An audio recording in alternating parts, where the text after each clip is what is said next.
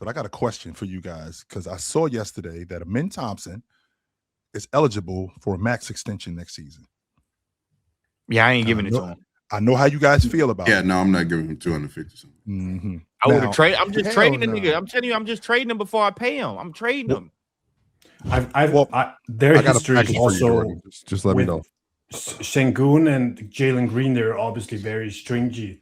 They didn't get like just outright maxes. I think they got like in the 30 million a year range.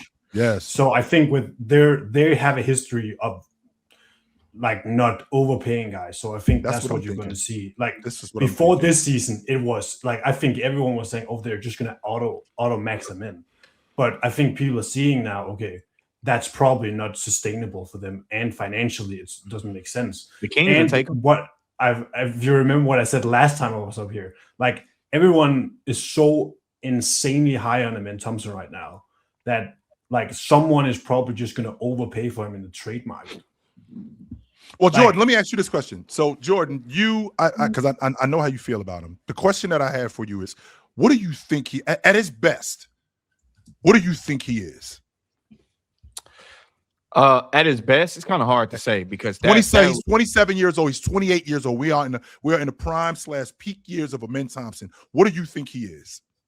I think at his best, it's kind of hard to say just because that would be assuming that he fixed all of these flaws. And if he fixed all these flaws, then you're talking about he in great damn talks. Let's say he's in. Realistic here. Let me be realistic. Sure. At his best, I think the scoring goes down. To be honest with you, I think he's a really good role player. Like at his best, I think he's a defender. I think he's a guy that can cut. I think he could assume the role like Derrick Jones Jr.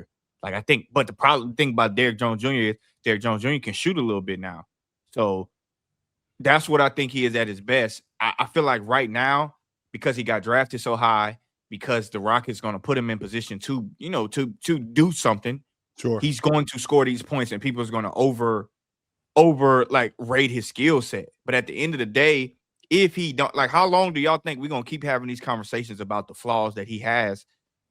You think we're going to go into year 10 like that? Like, no. Eventually, they're going to start sending him, especially if the Rockets trade him, because they could get tricky if they trade him. They're going to start giving him reduced roles. Reduce this role, reduce that role. And then what is he going to be? You know what I mean? Like, it starts like this because he got drafted, what? Second or third? Some shit like that? Third. Oh, third. Fourth. Yeah, fourth. Okay, whichever one. But as soon as it starts like that because you got drafted and you got drafted to a team that was kind of rebuilding. But chill, we all know same thing happened with Jalen Green. Houston is in the win now moment. It might not seem like it, but they are.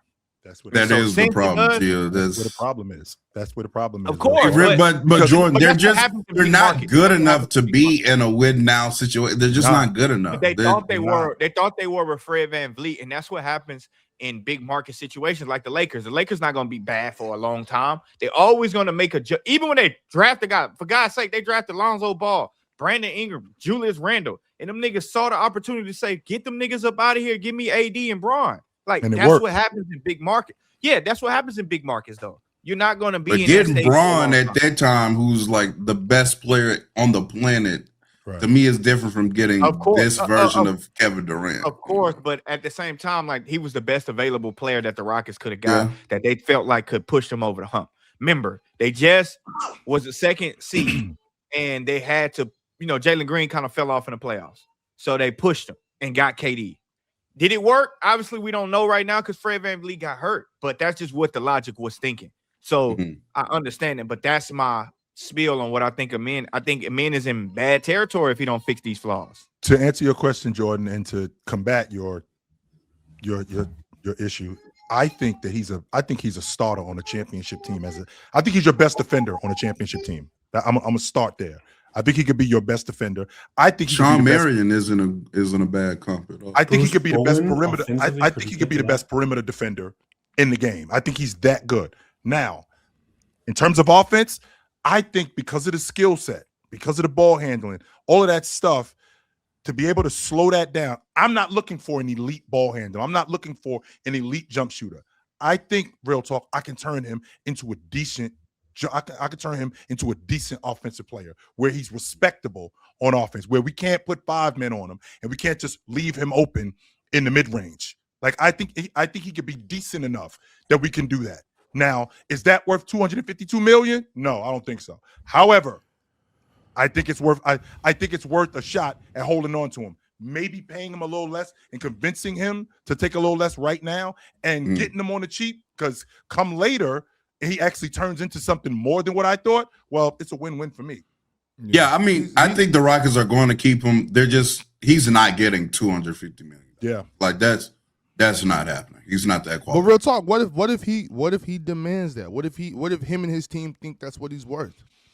I mean, I don't see anybody in the league signing Amen Thompson to 250.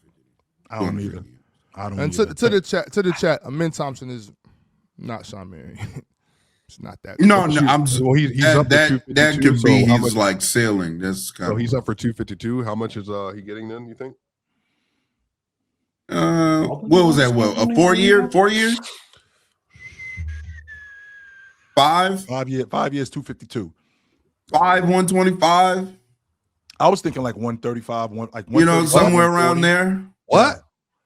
The best perimeter defender in the game, a starter. 135? That's what I'm thinking. Yeah, no, he's getting more than that. Christian got 125 for 5 years. He shouldn't get anything past 150. That's where I was going. That's exactly he shouldn't be getting nothing past 150. $30 million a year. That's as far as I'm going. That's my max for a mid-term. I'll go to 150. Just one quick Don't forget note. it's in Texas too. So one quick note. I think a guy that people compare him to a lot is Stephon Castle, obviously. I just think it's easier for me to see that Stephon Castle can really become something on offense, because I think his handle is much better and he's more in control, and also he's really a free away from being a pretty fucking good offensive player, and he's obviously a really good defensive player. But I think with Amen, it's hard to see it getting there. I could see Castle get a jump shot easier than I could see Amen get one, if that makes sense. Yeah, I don't know. I'd see what you're saying. 12 game, and then I asked that after Stephon had that game, did he have the ability to do that?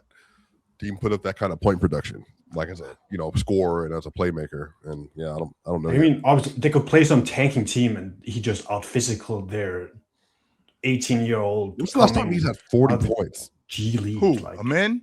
Yeah. I don't think he's ever had a 40-point game. No. Yeah. I don't think he's ever had a 40-point game. I mean, that's not his game. He's not. Right. Well, people, to be fair, didn't say that was Stephon Castle's game last year either. They thought he was a brick. Yeah, Stephon just came out hooping this year. Yeah. It's the panel. Religion get built on cam. Where the check those smoke and the host go ham. You ain't never seen hoops all hit the raw. Every take got weight, every night we drop. This that barbershop. Courtside, worldwide tone. Welcome to the only show that really feel like numbers jumping like the score.